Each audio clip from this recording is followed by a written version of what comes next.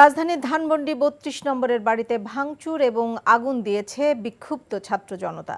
দেশের বাইরে পালিয়ে থেকে ফ্যাসিস্ট শেখ হাসিনার অব্যাহত অপতৎপরতার প্রতিবাদে আগেই মার্চ টু ধানমন্ডি ৩২ নামে এই কর্মসূচির ঘোষণা দেওয়া হয়। বুধবার সন্ধ্যা ৭:৩০টার দিকে ৩২ নম্বরের বাড়ির গেট ভেঙে ভেতরে ঢোকেন বিক্ষুব্ধ ছাত্র জনতা। এরপর সেখানে ব্যাপক ভাঙচুর ও অগ্নিসংযোগ করা হয়।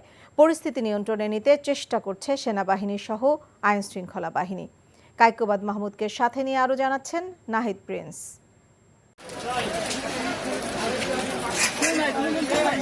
বুধবার রাতে ধানমন্ডি ৩২ নম্বরের বাড়ির গেট ভেঙে ভবনের ভেতর প্রবেশ করে বিক্ষুব্ধ ছাত্র জনতা।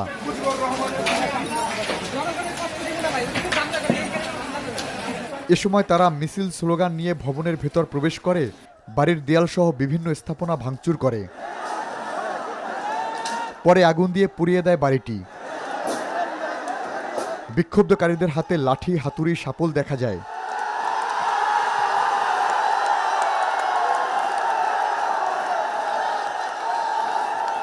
বাড়িটির লোহার গেট সহ বিভিন্ন মালামাল লুট করে নিতে দেখা যায় অনেককেই। এই মাজার আজকে ভেঙে দেওয়া হবে, গুড়িয়ে দেওয়া হবে। এই বাংলায় হাসিনা শেখ পরিবারের কোনো অস্তিত্ব থাকবে না। এই খুনিদের ক্যাবলা গুড়িয়ে বাংলাদেশের দৃষ্টান্ত স্থাপন করবে।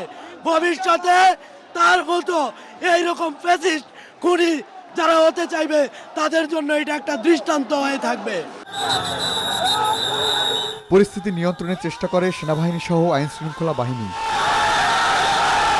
তবে আন্দোলনকারীদের সঙ্গে কয়েক দফা ধস্তাধস্তি এবং খানিকটা ধাওয়া পাল্টা ধাওয়ায় ধানমন্ডি ৩২ নম্বরের বাড়ি থেকে সরে আসেন তারা।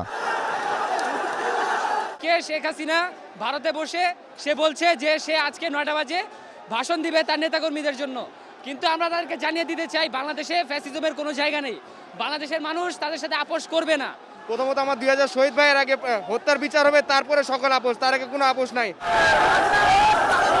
মঙ্গলবার রাতে নিষিদ্ধ সংগঠন ছাত্রলীগের ফেসবুক পেজ থেকে জানানো হয়, ভারতে অবস্থানরত সাবেক প্রধানমন্ত্রী শেখ হাসিনা ছাত্রদের উদ্দেশ্যে বক্তব্য রাখবেন।